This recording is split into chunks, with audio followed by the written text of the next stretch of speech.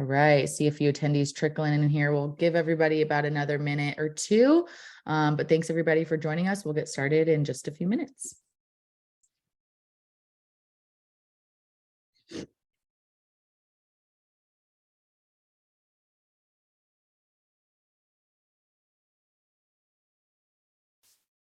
All right, we're just at the top of the hour. I still see some people trickling in, but we're going to go ahead and get started. Thanks everybody for joining us today for this webinar with Chris White and Bill Balnave. My name is Sammy Focarino. I'm the Senior Events Manager here at Consensus, and I'm going to be the moderator for today's session. This webinar is presented by Consensus. Consensus is intelligent demo automation software that helps scale pre-sales with interactive video demos. You can learn more at goconsensus.com. We encourage you to participate in today's webinar. Our speakers will answer any questions at the close of the event, but you're welcome to post your questions at any time through the Q&A box on the right side of your console. If at any time you're having technical difficulties, go ahead and press the help button and someone will assist you. I'm excited to be here today with Chris White and Bill Balnave from Tech Sales Advisors. Bill began his career in IT and then transitioned to his first SE role in 1999. Since then, he has been an SE and SE leader for companies like Clarify, Mercury Interactive, HP, and Eptio. He has led large teams in big companies and built teams in fast growth startups. He now shares his experience and lessons as part of Tech Sales Advisors. Chris White is the author of the acclaimed The 6 Habits of Highly Effective Sales Engineers, founder and CEO of Tech Sales Advisors, and host of the LinkedIn Live program, Tech Sales Advice, #Tech Sales Advice. Chris is no stranger to the pre-sales community. A regular guest at industry events and 3-time presenter at DemoFest, he speaks with infectious enthusiasm, shares unique insights, and leaves tangible steps on how to improve. And with that, I'm going to go ahead and turn the rest of the time over to both of our speakers. Thanks so much, Sammy. I sure hope we can live up to that introduction. By the way, Bill, 1999, as Sammy was sharing that, I had 2 thoughts. First of all, you're an old guy, man. I am an old guy. There's no way to put it. Number 1, and number 2, you've actually been doing this longer than me. So honestly, if anybody has any questions, I'm sending them your way because you have more experience than this, at this than me. Folks, welcome so much to this webinar. Thank you to Consensus for having us. I see we have quite a long list of attendees. We are going to do everything we can to make this time well spent for you. I'm going to open up with a very brief preamble. In fact, we're going to open up a poll and invite you to share. We'd love to get to know you a little bit. And then, Bill, what do you say? We're going to kick around a few ideas. How's that sound, my friend? Absolutely, sounds good. Let's have some fun. Perfect. Let's have some fun. All right. This is entitled the MVD. And that stands for the minimum viable demo. I'm sure many of you have heard of the MVP, the minimum viable product. The term, the MVD, is a term that Bill and I like to use when talking about the demo, and we're going to pick that apart a little bit. But the real question is, how does it apply to the 6 demo types? And you can see right there, there's actually, this is based on a guide that Consensus published, I think maybe earlier this year, maybe it was last year, it's the definitive guide on the 6 demo types. If you haven't downloaded that, by all means, I encourage you to do so. Now, before we get into our material, I'm going to invite all of you to join us on this polling platform called Mentimeter. Sammy, if you can put the link in the chat, you can either use your phone to scan the QR code, or you can click the link that hopefully Sammy has put in the chat, and or you can just type in www.menti.com and enter the code 17100260. I see lots of people joining. I'm going to go ahead and pause the screen just for a moment to leave that QR code up, and let's get into the first question. The first question is, what best describes your role? Are you a pre-sales professional, pre-sales leader, sales professional, sales leader, marketing or sales enablement, or something other? And it looks like, boy, we've already got 70 responses. I love it. And amazing. Not Not surprisingly, Bill, it looks like we're heavy on the pre-sale side, which is what we expected. Absolutely. Right now, the pre-sales professionals. So I'm assuming that's quote, individual contributors, the pre-sales engineers, solution architects out there are sort of the biggest group. Fantastic. All right, that gives us a good idea of who you are. Now, next question. Are you familiar with the 6 demo types? Are you familiar with the 6 demo types? Real Okay, quick, great. Chris, should the slide be changing to show Oh, us the sorry. results? Thank you very much. Okay. Chris In always fact, pauses because he likes to build a little I anticipation do. before he reveals. So I do. Thank you, Sammy. I do. Okay. So I like to build that anticipation. Like I'm the only one who gets to see the results. So this was the results from the first one, and let's go back to the next answer. Quite a few folks not familiar with the 6 demo types. So part of what do a we're going to little do today education. then is we need to talk a little bit about the demo types, Bill. So that's a challenge and we're going to have to, again, this is, by the way, we talk about being able to pivot and turn when we go into a demo. So we may need to pivot and turn a little bit, and some people aren't sure. Okay, fantastic. By the way, what great participation. Thanks, folks. We have over 100 people responding online. That's fabulous. Are you familiar with the 6 habits? Sammy mentioned a moment ago that I published a book called The 6 Habits of Highly Effective Sales Engineers. The book happens to be on the wall here, or at least the cover happens to be on the wall over my shoulder. And quite a few people aren't familiar with the 6 habits, which, by the way, which is, again, is fantastic. We'll be delighted to at least introduce you to 6 habits. And of course, if you care to pick up a copy, it's available on Amazon. And I think we have one more question. The last question. Is your organization currently leveraging demo automation, i.e. creating automated demos? All right, very good. This is a great insight for us folks. But by the way, I'll just call attention to the tool we're using, Mentimeter. What a great way to start a demo, by the way. Just, pop up, particularly if you've got a large group, pop up a few, questions in the Mentimeter and sort of get a sense for who you're talking to. And you can very quickly, it's almost like doing a little bit of discovery on the fly. So Bill, any observations on the responses we've gotten before we jump into some of our prepared material here, sir? No, this is great. Although I will say on the last question, are you familiar with the 6 habits? That there were some people that were not sure, and I'm like, what's the definition of familiar? Since we've already mentioned the book, maybe you're familiar with it now. I don't, So I think the problem is the question. Maybe the question wasn't asked as well it should have been.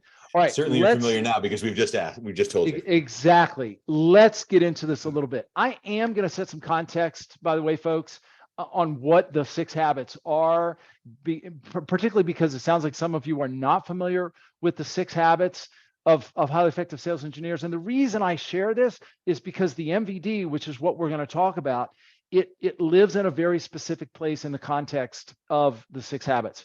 So allow me to introduce you to the 6 habits simply by sharing what they are. Habit number 1 is to partner with our sales counterparts. Sales is a team sport. We're in this together. And it's really the foundation of everything we do. It's really the foundation of all the other habits. Habit number 2 is to probe into every engagement, every opportunity, every deal. It's really the habit of technical discovery. In fact, it's what we were just probing into our audience a little bit by asking some of the questions we asked. Habit number 3 is to prepare for meetings and demos in particular with efficiency and effectiveness in mind. We're actually going to talk very briefly about this idea, the difference between content versus story. Habit number 4 is to practice our delivery, the demo. We like to say click every click. We want to make sure that we eliminate the avoidable mistakes. Habit number 5 is to perform. We believe that there are very specific things we need to say, show, and do to achieve the objective of the meeting or the demo and achieve ultimately the technical victory, particularly when the spotlight shines on us. Frankly, like Bill and I right now, there's no place to, there's no place to hide. You've got to step up and deliver. And then habit number 6 is to perfect our craft. It's really the habit of constant and continual improvement. Again, Bill, before I press on, I went through that very quickly. Anything in particular you would call attention to or add to that brief overview? No, Chris, it's amazing to me how it just rolls off your tongue. But I think, look, for me, one of the things that pulled me into this, because you are so infectious, is the fact that this is more than just the demo, right? This is everything. These are the foundational things that an SE needs to be doing to be successful, leading up to the demo, afterwards, during, all of it, right? So it really rounds out, everything that an SE needs to know. Yeah, really well said. And we talked about this the other day. I mean, I'm not much of a golfer, but I've been told that in essence, to be a good golfer and to have a decent, to be a good golfer, in essence, you have to have a good swing, right? And there's 5 core components of a good swing, regardless of the club you have in your hand, regardless of where you are on the course, whether it's the fairway, the green. You understand stuff better than I. Yes. There's 5. I mean, this is similar to, we view these as kind of the 5 core elements of being effective in a role, regardless of the situation. Yeah. Here's what we're going to focus on today, though, folks. It's really habit number 3, to prepare, because we believe that preparing for and creating, and particularly in the case of creating recorded demos and video demos, has a lot to do with the success, and that therein is where the concept of the MVD lives. So let's take that a half step further. First of all, let's talk about some of the common mistakes we make when preparing for demos, whether it's a live demo or a video. Sometimes we're unprepared, right? We just jump in, we're underprepared, we don't prepare enough, we sort of jump in, sometimes sight unseen. Sometimes we make the opposite mistake. Sometimes we over prepare. How many of you out there have spent countless hours, if not days, preparing material for a demo that nobody ever saw because we planned far too much given the time that we had? And finally, sometimes we just focus on the wrong things. We focus too much on ourselves, on our product, our features, our functions, and not enough on the customer and their perspective and what they're trying to achieve.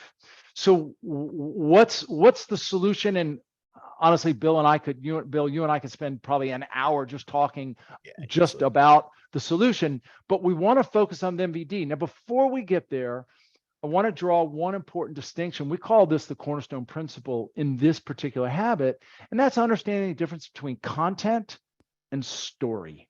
The content is what we build. It's what we show. It's what the customer, in essence, or prospect sees. But the story is the message. The story is the narrative.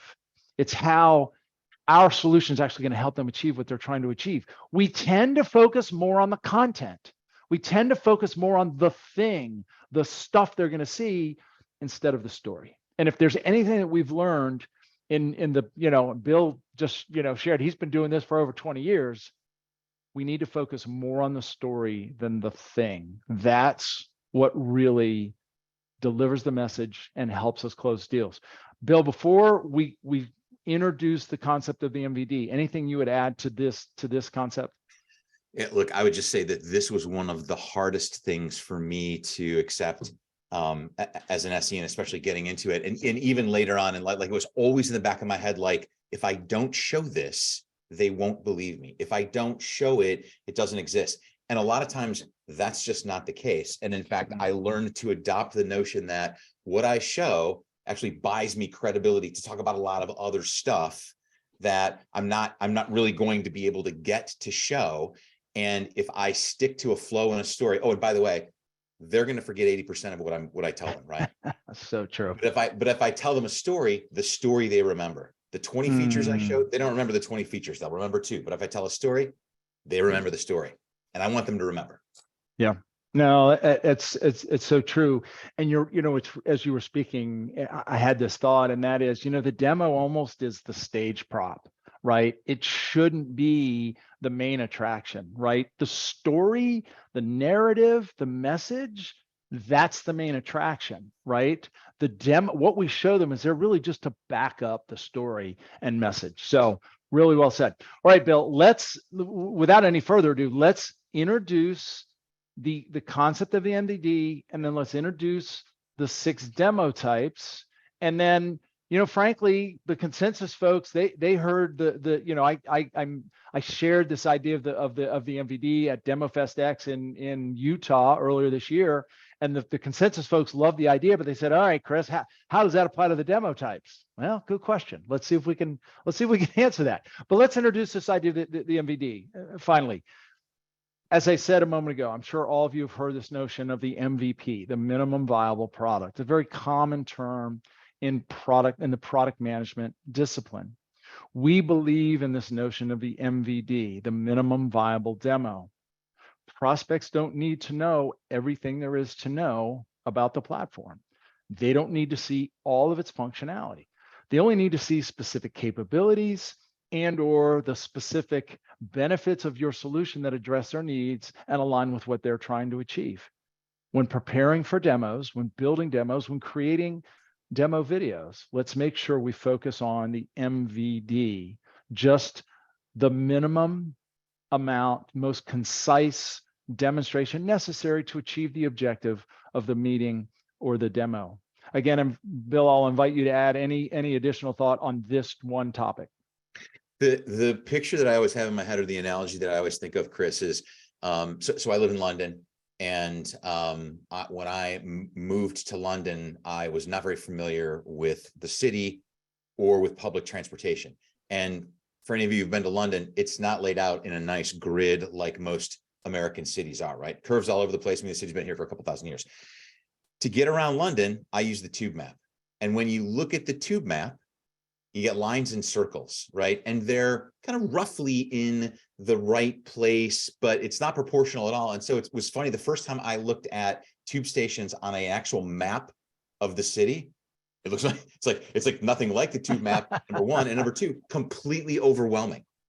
So if if I were to take the approach of like, well, I need to tell everybody, somebody, everything that there is to know about London in order to go from here to there, you would be lost. Like there's just too much information. But love that. Like I even have the tube map in my head. Like I know, oh yeah, that's 15 minutes to get to there, and it's roughly close to this and all that. I don't need to know the topology or exactly which streets or any of those kinds of things. So I love that. That to me is the analogy of the minimum viable demo. I love that. But by the way, next time we do something like this, we're going to have a visual that shows the difference between, like the tube map versus the actual map. I love that analogy. All right, let's now take the challenge of aligning this with the 6 demo types. Now, I'm going to call my own audible here. I actually have the guide, the definitive guide to the 6 demo types. I actually have it here at the ready in case we needed to call on it. So Bill, I think before we dive into each one, maybe it is worthwhile to just give a quick overview for quote the folks at home. So the 6 demo types, folks, are as follows. First is the vision demo.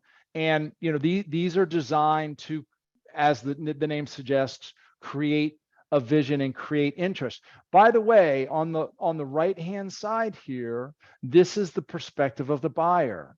Where are they sort of in their buyer journey? At the vision demo, they have some need or some problem, and they're not even sure how to solve it. And they've got some discontent, some pain. They're just probably poking around the internet to see if there's something out there that maybe they hadn't thought of. The micro demo is still generic, but it's a little bit more focused. We want to put a little meat on the bones.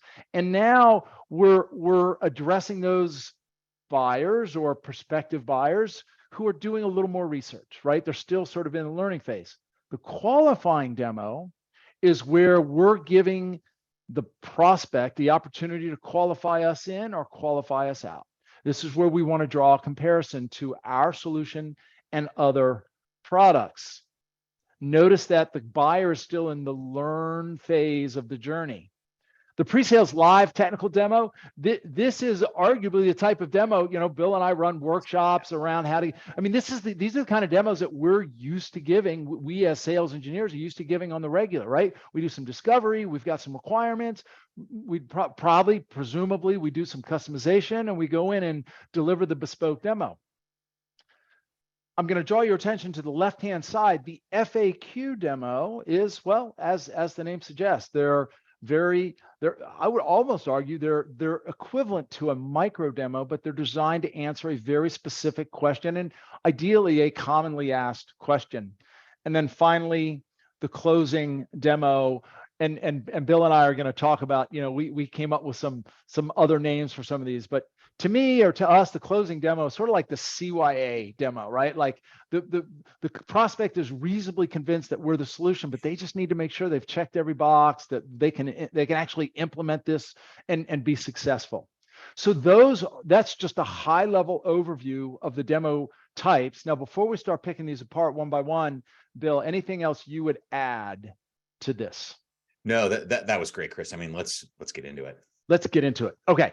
So with that said, let's talk about the vision demo. And folks, we're going to make this a conversation. So Bill, for each one of these, I want to sort of take a bit of a structured approach to this conversation.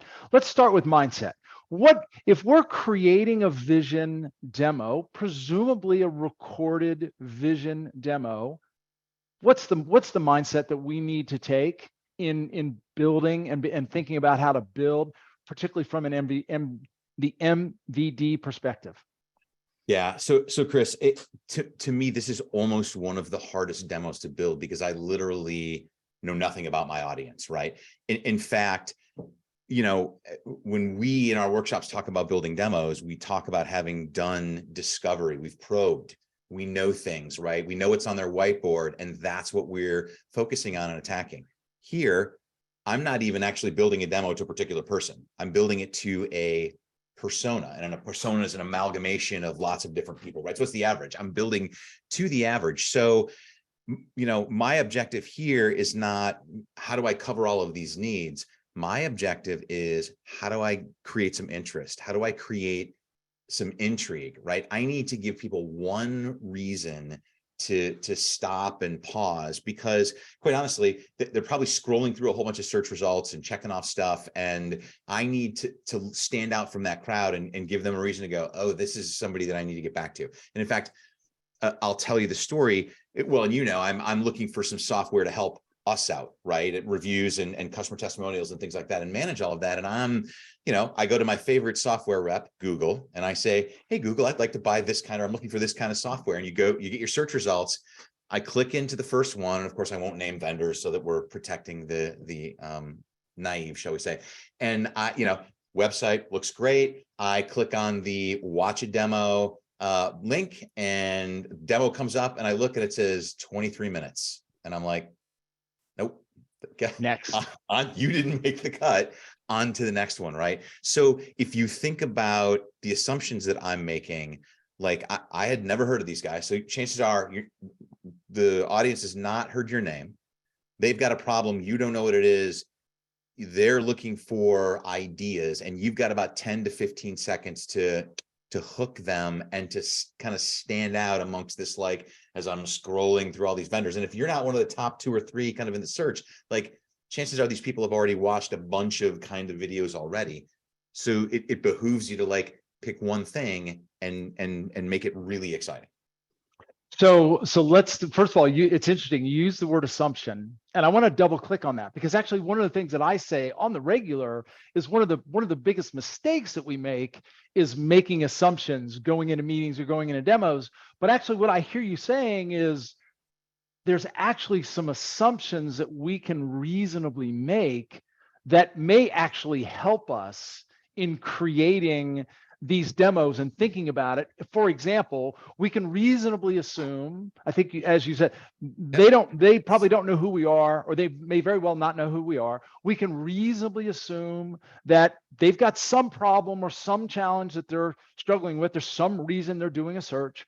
We can reasonably assume that we have 10 to 15 seconds to catch their attention, right? And to give them a reason to listen on. Any other, quote, assumptions we can reasonably make when we're creating one of these vision demos?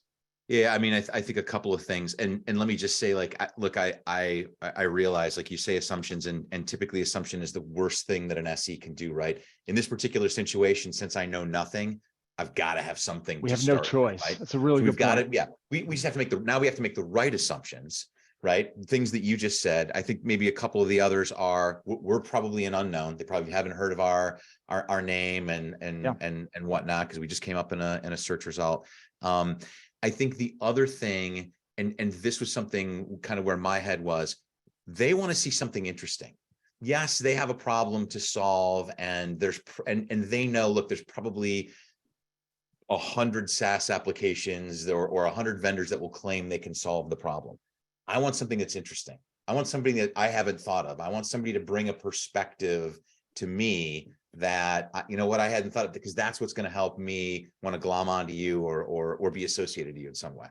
Well, and what that makes me think of, and you mentioned the goal or the objective of the vision demo is to get this individual, first of all, to get this individual to watch the whole thing, right?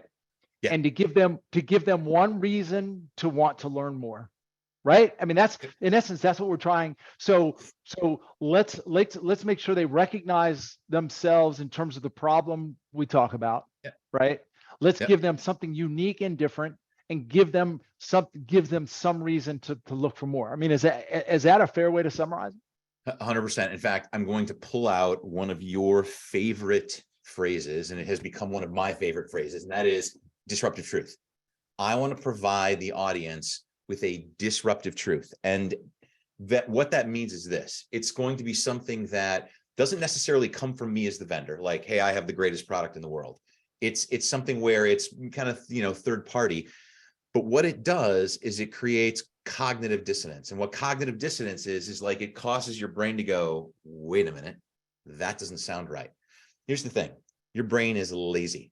And if your brain sees something and can associate it automatically to something else it's seen, it simply couples those things together and makes a reasonable assumption that it's the same, and it moves like, I already know that, and it moves on. And it happens like that. In order for the vision demo to be effective, I've got to break that automatic system. I've got to create some dissonance so that it says, wait a minute, this is not something I know how to associate. I've not seen anything like this before. I need to stop. And it forces the brain to start thinking. And just for clarification, you just told me that my brain is lazy, right? Absolutely. As is mine. For all of us, I mean, right? I mean, we always want the easy button. So let's take this then a step further. So what approach should we take? I've now been tasked with creating a quote vision demo. What are some of the things that I need? What are some of the things that I need to be thinking about in creating this demo? So here's how I would suggest you think about it. First of all, you want to come with a point of view, right? This is the interesting thing that folks haven't thought of. I want to lead, or I want to start with something that is an attention getter, so I can disrupt the prospect's thinking, so I can create some cognitive dissonance, if you will.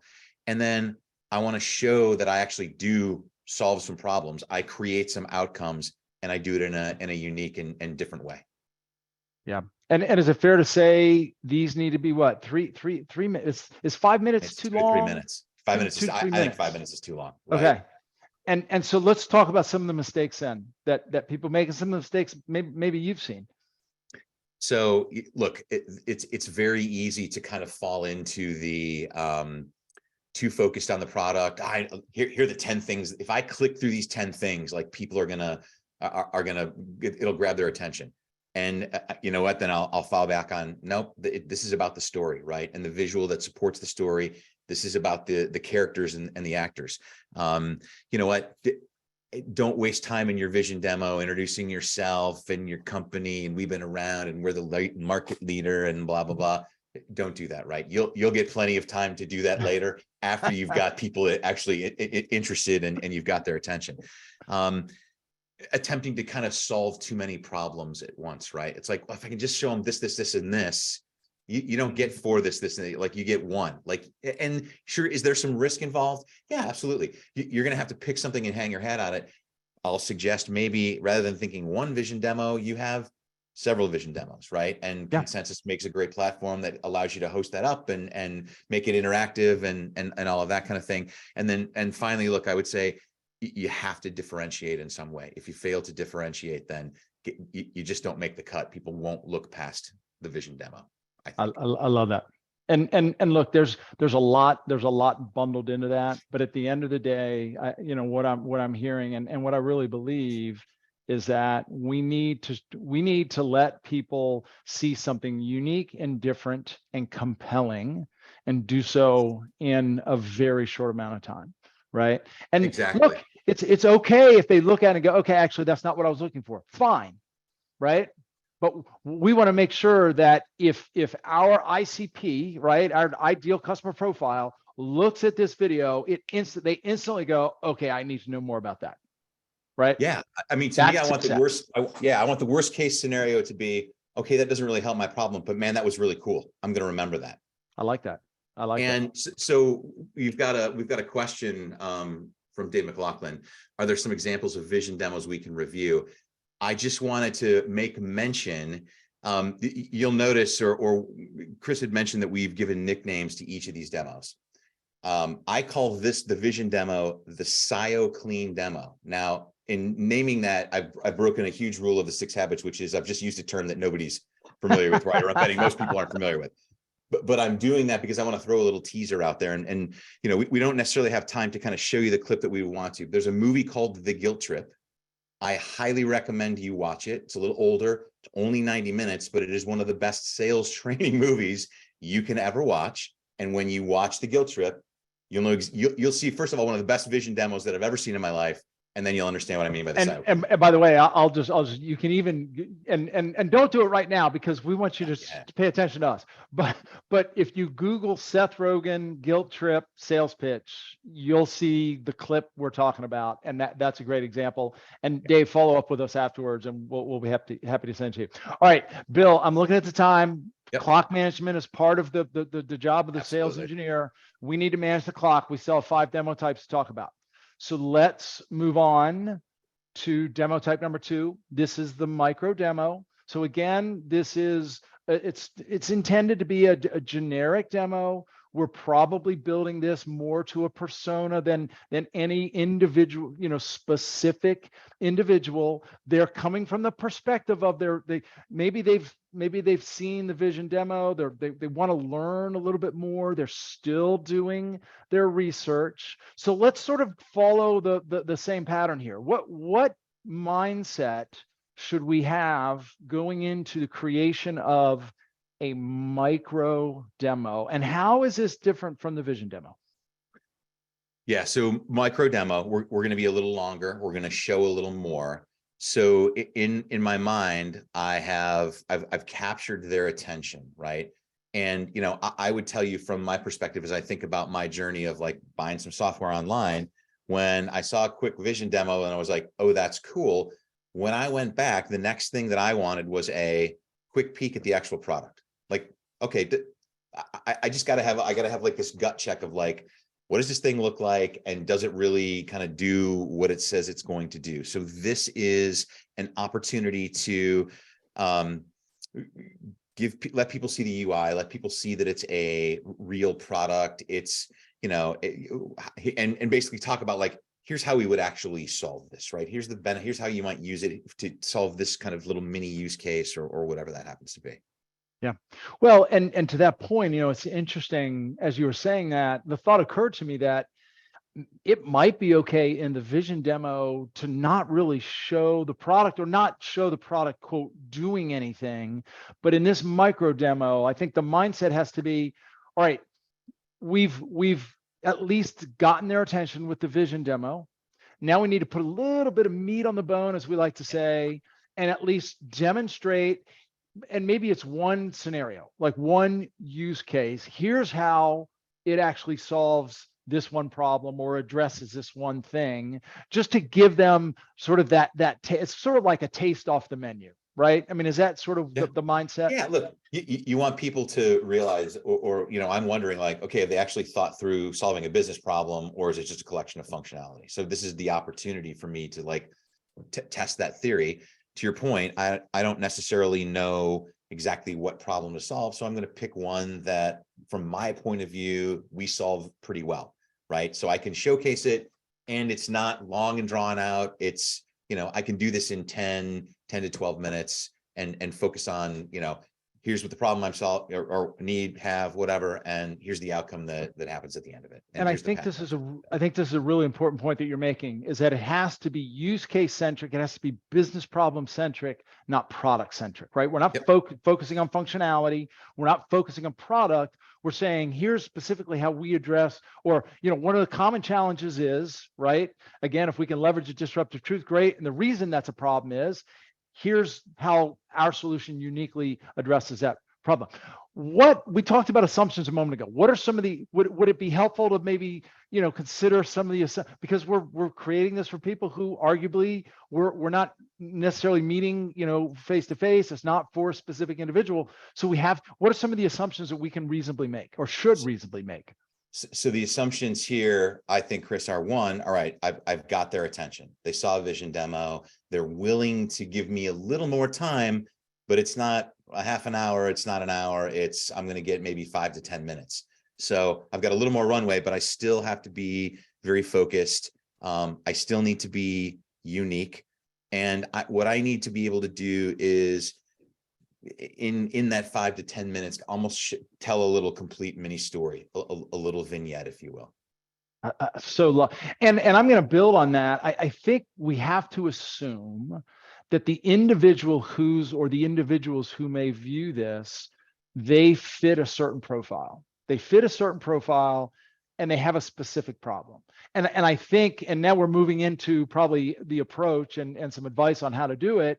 I think we need to open with that, right? Within the first probably 30 seconds, if I don't, as the listener or the viewer, if I don't recognize myself in the person you're referring to, in the persona, and the problem or the use case doesn't align with something I care about, I'm probably on to the next. I mean, is that a fair way to say? Context is everything, right? So context is everything, and story. So, how does every story start, right? A long time ago in a galaxy far, far away. Like I set some context. I can't just drop right into the, Star Destroyer chasing other spaceships and things going on. Like you got to give me a little something to understand what I'm looking at and why. So you've got to open your micro demo. So here is like versus the vision demo where I want to get right into like something very exciting. Here, I want to take 30 seconds or 10, 15 seconds and say, I am this person. This is what I'm doing. This is why I love this product or whatever that happens to be. So I know kind of, where I'm going. And then from there, you said it, I want to put a little meat on the bone. So I don't want to drop right down into I click here, I do this and that, but it's like, I need to do this. I got to start here. I got to have this, and here's how I do it. And here's where I go. And I'm going to solve one problem. It's one use case. It's something that I can that I can make happen quickly. And it's something that I know that I can do in a unique or differentiated or exciting way so that I'm not looking like everybody else when I do it. And I'm going to refer back to the groundwork that I laid in the vision demo, right? This is what got their attention to begin with. I want to reinforce that when I'm doing this micro demo. Love this. So let's summarize this part by talking about just what are some of the mistakes that people need to sort of keep in mind and avoid when we're building one of these micro demos, which is, again, it's reasonably generic, but it's a little bit more specific on one use case.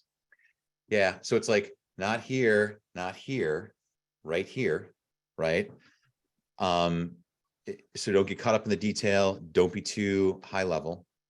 Don't forget to give that context up front. Make sure that what you're talking about aligns to your vision, because sometimes it doesn't, right? The demo doesn't align to the vision. I went here. I didn't go where I needed to be. My demo didn't align to the vision. I got into too many details, and I didn't bother to provide anything that was unique, and I ended up looking like everybody else and not very excited. We could almost call this the Goldilocks demo. Not too hot, not too cold. Right? I like that. I like that better than quick peek demo. Yeah, that's good. Somewhere right in the middle. Although I still like the sneak peek. There's another thought that I had, and I'm throwing you a little bit of a curveball because this is a thought that just popped into my mind. Oh, come on, this is where it gets exciting now. This is what we do, right? Yeah. What kind of energy level do you think we should have when doing these demos? Should we come across sort of salesy? Should we like what where's the right, do you have any sense of what's the energy level meter on these recorded demos? Yeah, look, that is I think actually a great kind of addition to this. If I'm doing a vision demo, obviously I'm evangelizing. I want to be very excited without being over the top, depending on what it is that I'm demonstrating or selling, Yeah. or that kind of thing. To me, with the micro demo, this is quiet confidence. Like, let me show you how I get this done. And it's boom, boom, boom, boom. Right. So I'm not over the top salesy. I'm not talking about how amazing and all of that. I'm like, this is why, this is the benefit. My life is so much better now as a result of using this thing. Love that. I love that. Quiet confidence. The word that came to mind for me too was a little bit of, was pragmatic, right? But I love that idea of quiet confidence. And folks, I'll just invite you to consider, as you're thinking about the various demos, again, consider who's the audience, what stage are they in? Are they in a learning stage? Are they in a research stage? Are they in like more serious solution evaluation stage? And what sort of energy level is going to resonate with them the most? The only other thought that comes to mind for me is authenticity, right? I mean, it's hard for me to dial things down. So I might not be the right guy to do like an FAQ demo because it's going to sound too much like a sales pitch, right? So, I mean, maybe we need to make sure we're picking the right individuals if we want to get sort of a Great certain point. energy level. That's a great point, Chris. I love that. So anyway, so good ideas. Let's continue because we still have 4 demo types to touch, but I love the flow that we're going through here. So let's talk about the qualifying demo.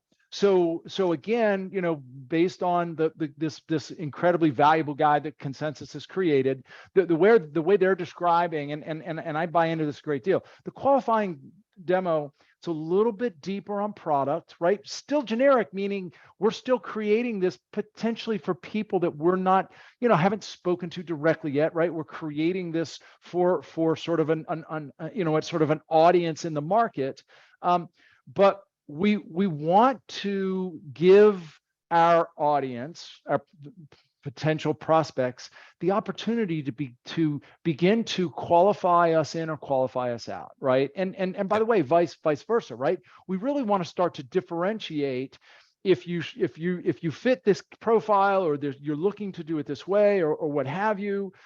Our solution, I mean, ideally, our solution's the only one, ours is the only option. Let's pick this apart a little bit in similar fashion. So let's begin with mindset. And you and I we always start with mindset because we believe that that's an important aspect of everything we do. What do you think is the right mindset in the context of building what would be considered a demo designed to be a qualifying quote demo? Yeah, and I think, so as I said before, context is important. And it's funny, in the webinar chat, Dave Goldberg actually just teed up the first thing that I want to say. He's like, so I want to see where these demos fit in the sales cycle. So if you think about where we are now for the qualifying demo, kind of the assumption here is I've had a BDR make a reach out. I've got the BDR has scheduled a meeting with the sales rep, and I'll tell you, in my past as a Consensus customer, we used qualifying demos either right ahead of or right after that first meeting with the sales rep. And essentially I've transitioned from I know nothing about the audience that I'm demoing to I now know some basics, right? Because the BDR has spoken with them. He or she has scheduled a meeting. I have a hook. And so I always wanted to know, like, well, what was the hook that was used to get this person to agree to a meeting? So the qualifying demo, and by the way, I don't have one qualifying demo.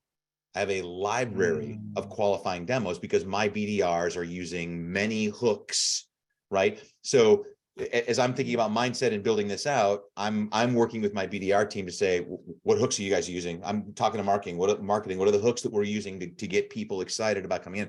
And I'm building qualifying demos that align to those hooks and start to talk about those problems in more specificity. Again, Bill, I'm gonna pull an audible just because I happen to have the guide at Yeah, the yeah, this ready. is good. I think So this is his really important. question was a great question. And this is actually one of the images, one of the graphics in the guide where we talk about, where do, in the perfect world, we all know this is not a linear process, Yeah, right? And we all know, I mean, everybody has seen the Gartner, diagram that shows how deals actually, and how the buying process actually happens.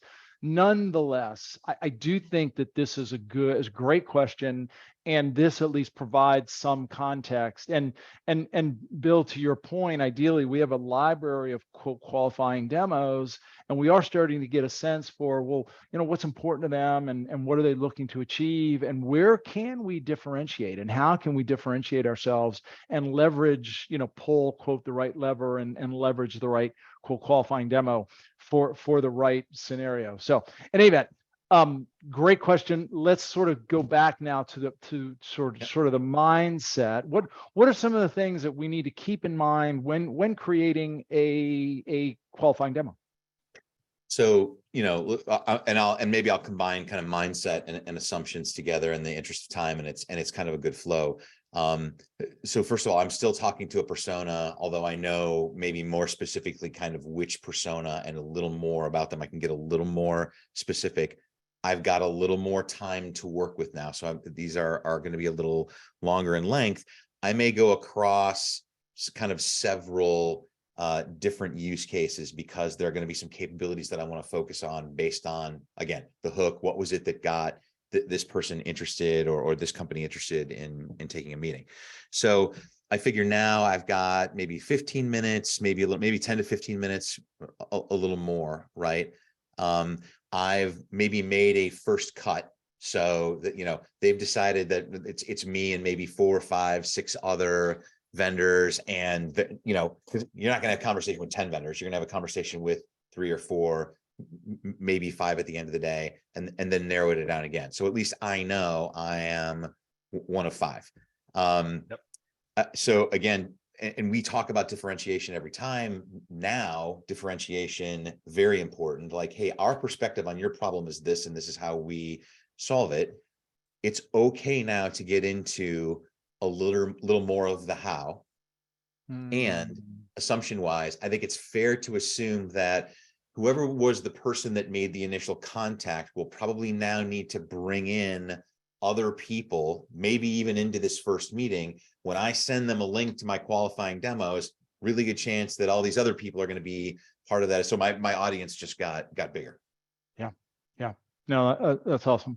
The other thing that comes to mind is, not only do we need to differentiate the product and really emphasize differentiation, but we need to make sure we're including the impact, right? We're including the benefit, or the why is it important that our solution does it this way as opposed to this, right? Not just, and by the way, we see this, we see people getting this wrong a lot, right? We get excited that our solution or our platform does this in this way because it's so, so unique and so clever. Yeah, but what does it mean to the customer, right? Exactly. The so what? So, by the way, and this is an audible to Sammy. Sammy, I see a few folks have their hands up. I'm not sure if that means they have questions, or if we're taking questions. So, in the interest of time, I'm going to suggest we continue to roll forward just a little bit, and then if we can address people who have their hands raised, we'd be more than happy to do so. Bill, again, we are responsible for managing the clock. There's 3 more demo types that we were going to touch on, and honestly, I think the next one we can probably skip through almost very, very, very quickly. But in the interest of time, let's go ahead and move to the next demo type. So we've talked about the vision demo type. We've talked about the micro demo type, talked about the qualifying demo type. And again, we're sort of building some momentum here, right? We start with a big picture, give them some reason to learn more. The micro demo, put a little more meat on the bone. We're sort of giving them a taste of what the solution. The qualifying demo, now they're really starting to see, okay, that actually does look different, act different, behave different. Then we get into what consensus refers to as the pre-sales, the live technical demo. I mean, these are the demos that I think we're used to giving. And we tend to do just, usually it involves some discovery up front. Oftentimes these are customized. And this is where we're really trying to answer their specific questions and demonstrate specifically for them how our solution is going to help them achieve what they're trying to achieve. I don't want to go too deep into this, but is there anything just at a sort of a high level that you feel compelled to share about this one? Yeah, I mean, so now we're in the hot seat. There's a couple of things I want to mention. First of all, please be clear.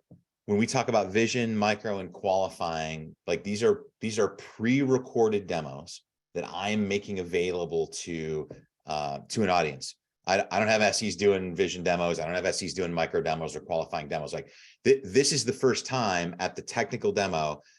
This is where I've actually got the SE doing the demo live. And to your point, and to be clear, I mean, an organization might have SEs creating these, but for a wide audience, right? As opposed to the AE bringing the SE into the engagement to work directly with the client, right? I mean, I think that's exactly. The context. Right. I don't necessarily schedule a prospect to give them a vision or a micro or a qualifying demo, maybe a qualifying demo, right? But vision and micro, certainly, like these are pre-recorded. These are things I'm offering up from a platform like Consensus. Technical, this is the first time I've scheduled it. I've got an audience. I'm interacting. All of the things that we teach in the 6 habits, these are all of the things that I'm going to employ here, right? So I'm going to have done some discovery. I'm going to know what's on their whiteboard. I'm going to target that thing. I'm going to align it to my proprietary benefits. And I'm going to have a story that tells aha moments, all of that kind of stuff, right? So I went really fast. If you want to know more about that, come visit us at techsalesadvisors.com and learn about the 6 habits, how you do that. What I will say, though, the one thing that I'll say here, Chris, is you should still record this demo or pieces of it, because there are going to be people that couldn't make that particular demo, or your champion will need to involve some other folks and they missed out. Well, guess what? If I've recorded this, I can now serve this back up. They can go back to refer to it. I can arm my champion inside with all of the good stuff that I showed. So it's not just this one-time event that is now gone. I love that. Let's talk about the FAQ demo and let's sort of tease this up. I think the idea here is that, we get some frequently asked questions, as the name suggests, some common questions that, are relatively straightforward to answer in the context of maybe a brief recorded demo. So I'm going to reverse the order a little bit. What are some of the mistakes that we tend to make with these FAQ demos? Yeah, we first of all, I think one of the biggest mistakes you can make is you give too much information. We over answer the question, and as a result, I introduce maybe some confusion or some complexity that I didn't need to, and now I'm actually working against myself versus working for myself. So I want to stick to simply answering the question. Related to that, I'm going to use another one of your favorite phrases that I've globbed onto as well, which is, "Thou shalt not voluntarily confess thy sins." You don't need to go into a big pro-con list with, in answering this question, right? Stick to what the prospect is asking about. And look, if something comes up where your answer maybe you don't feel all that great about, you should always be honest, but you certainly don't have to go down paths if the prospect isn't taking you there or isn't asking about it. Yeah, let's not offer cautionary advice where cautionary advice has not been asked, as I like to say. Exactly. Well, and I think the other thing that comes to mind with this is, I think, we were talking about energy, sort of tone. I think we need to be very pragmatic, very straight to the point, right? If you're concerned about this, as many people are, it's a reasonable question. We have a very succinct answer. The very succinct answer is this. And if this doesn't satisfy the answer, you need to be more, by all means, we'd be happy to talk with you. And by the way, I mean, there may be a library. My perspective is that there may be a library of these, or we might have to create some one-off FAQ, sort of question, almost like Q&A. By the way, we were talking about some of the assumptions. One of the assumptions I think we can make here is that the individual may be asking for this, doesn't want to wait for the next meeting. right? And Sure. this is For sure. this is potentially one of the roadblocks, or this is potentially one of the checks, one of the boxes they need to check so that we can keep moving, right? So we need to treat those as, all right, let's just make sure we clear the air, right? And answer succinctly Absolutely. and move on. Okay. Absolutely. With that, Bill, we're going to, the landing gear is out, folks. We're going to land this plane here in just a minute. We are going to land on time. The final demo type is the closing demo. And, we were kicking around a few ideas, and we came up with, one was the first idea. What were we calling this? I called it the CYA demo. I think you were also calling it the clarifying demo. This was the buyer. This was like the buyer's remorse demo. Buyer's remorse demo. And then it was the just the facts, ma'am demo. And yeah. I think at the end of the day, and again, I encourage you to read the guide, folks. It's safe to assume at this point that the prospect, the buyer we're working with, they've reached the point where they're reasonably convinced that your solution is the right solution.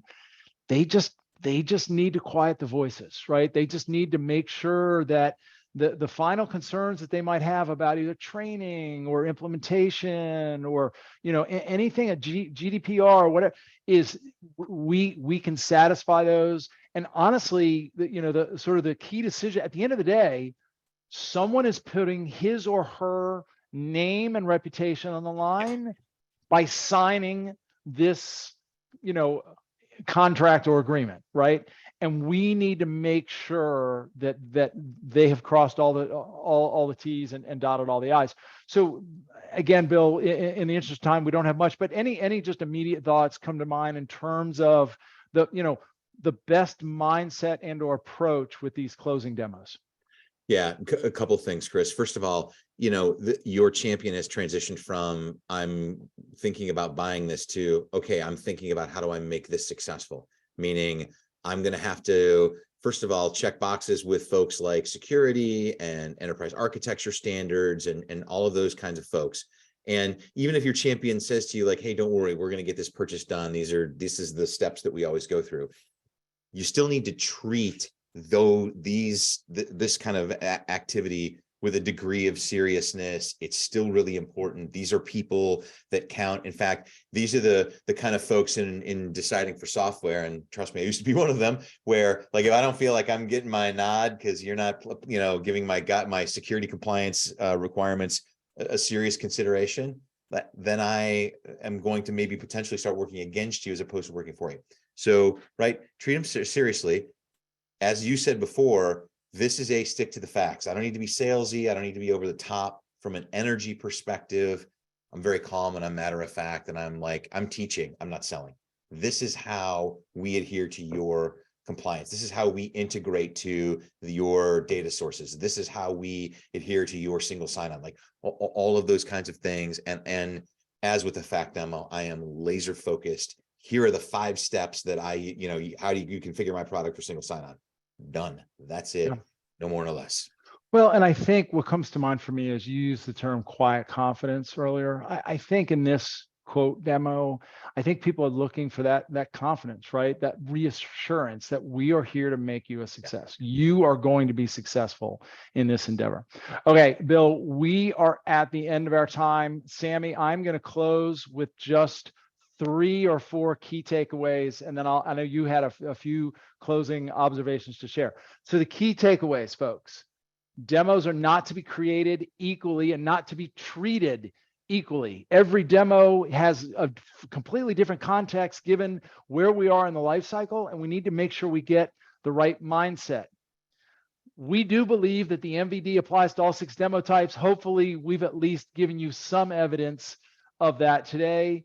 And in each case, we're going to encourage you to consider the following. We were following a little bit of a framework. What was that framework? Consider the mindset. What is the objective of the demo? And what is the customer perspective? Let's consider what assumptions we can and should reasonably make, particularly if we're creating a demo for people that we're not meeting directly ourselves. Consider what some of the common mistakes are and the things we don't want to do in the context of each of these demos. And then, of course, consider the approach. For what it's worth, we've actually created a little framework that aligns or a matrix that identifies the mindset, the assumptions, the approach, and common mistakes in each of the 6 demo types, sort of as Bill and I have been talking about. You can find that on techsalesadvisors.com/MVD. And at the end of the day, remember, less is more. I'll close with this. People ask me all the time, Chris, how do I know when my demo's ready? Because I feel like there's always more stuff I can add to the demo. My answer is, you've got the equation wrong. The demo isn't ready when there's nothing else you can add. The demo is ready when there's nothing else you can remove without losing the core essence of the message. That's the MVD. And with that, Sammy, I will turn it over to you to close us out. Awesome. Thank you guys so much. Wow, what timing you guys have, right on the hour. We love to see it. Well, I just want to thank everybody for joining us. And I also want to just quickly touch on something we launched recently here at Consensus. So this is our brand new pre-sales community. You can find it on Discord. I'll post the link here in the chat. We'd like to invite all of you guys to join us here on Discord. You'll be able to find new and exciting pre-sales content, be able to connect with other pre-sales community members. I know Chris and Bill are both on there, so you'll be able to connect with them. And you'll also have first access to register for all of our upcoming events and webinars. It's completely free to join. I just dropped the link in the chat. You do have to follow a couple steps, just agree to a couple standard rules, of engagement. And then you'll have access to that full community there. So we hope you'll be able to join us there. I want to thank you guys both. Chris, Bill, thank you so much for lending your time and expertise today for this awesome session. I hope that we will have a follow-up to this, because I feel like there's just so much even more we can go into this here. So Absolutely. Yeah, I'd love to. We'll definitely keep everybody posted on that if there's any type of follow-up, but definitely go check out that downloadable printout that they mentioned. That was really cool as well. So we will drop off here. I see we're a minute over, but thanks everybody for joining us. We'll see you guys next time. Thanks, guys. Thanks, Sammy. Thanks all. Bye-bye.